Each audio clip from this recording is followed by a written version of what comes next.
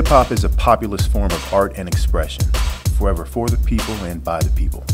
More than any other genre of music, the crowd plays a role in the performance and movement, a narrow line between participant and spectator. When DJs played records, people danced and reacted verbally, affecting the records the DJ selected and vice versa. In DJing, rap, breaking, and graffiti, the four elements of hip-hop, reaction is often interaction. The first youth culture since the 60s put a premium on individual imagination, and the hip-hop generation was born. Within this living, breathing culture, we constantly sift through what we have created to lift the most important voices. We crown the masters and elect our leaders of art, thought, style, and expression. Since the 1970s, no debate has been more dominant within the hip-hop community than who is the greatest MC. But why? The discussion about the greatest of all time, made GOAT for short, thanks to an LL Cool J coined term, represents much more than a debate about one man or woman's verbal prowess. Inside that conversation, who we deem to be our GOAT says a lot about who we are as individuals. Whether we advocate an all-time underdog or defend the successes of a Platinum Plus superstar, it's impossible to take ourselves out of the equation. The MC that was hot when we were falling in love with rap, or simply falling in love, may get a greater bill of support than the Johnny-come-lately radio darling. The artist who spoke for our generation in times of unrest might get the nod over a rapper with wittier punchlines. In many ways, these artists, their messages, their force, their swagger, are extensions of us, and we defend ourselves to the death.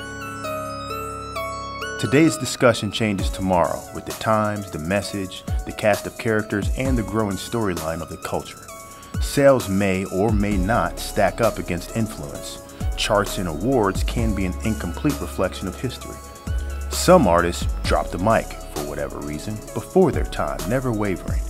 Others have controlled the mic for over 20 years, guilty of misfires or creative stretches that may have diminished the luster of their catalog.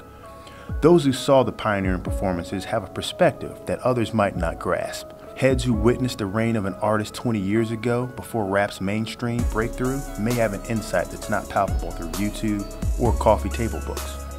Conversely, the command today's stars have through blogs and mixtapes may not translate to someone who is simply used to studying albums as complete bodies of work.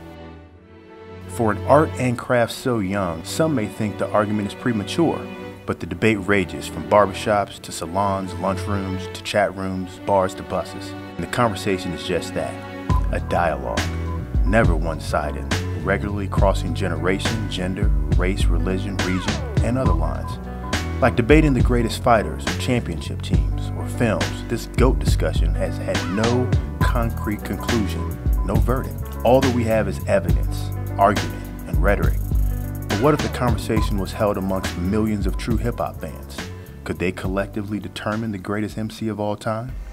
In September of 2014, Ambrosia For Heads launched Finding the GOAT to host a great debate amongst any and everyone willing to participate through a voting ballot. By design, AFH aimed to bridge the gaps within the culture of hip-hop. More than 200 MCs began this journey. With a tradition as rich and fluid as hip-hop, this 35-plus year debate had to be all-inclusive. From the 1970s pioneering MCs, to the creative trailblazers of the 1980s, to the first platinum stars to tomorrow's budding voices, all were included. Iconic MCs such as KRS-One, Rakim, and Scarface have gone forth. Relative newcomer Kendrick Lamar has knocked out some elite competition from the 2000s. Rap's eternal martyrs Tupac and the notorious B.I.G. have also reached the last rounds, while their living contemporaries Andre 3000 and Nas join them. And as in any true democracy, there have been some results that likely would have surprised many on paper, but that's why we played the game. Some of the narratives that emerged warranted a deeper discussion, and these themes are explored individually in other chapters of this Finding the GOAT documentary. As the stories unfold, celebrate the collective MCs that, for many, have made the culture of hip-hop the only indisputable GOAT.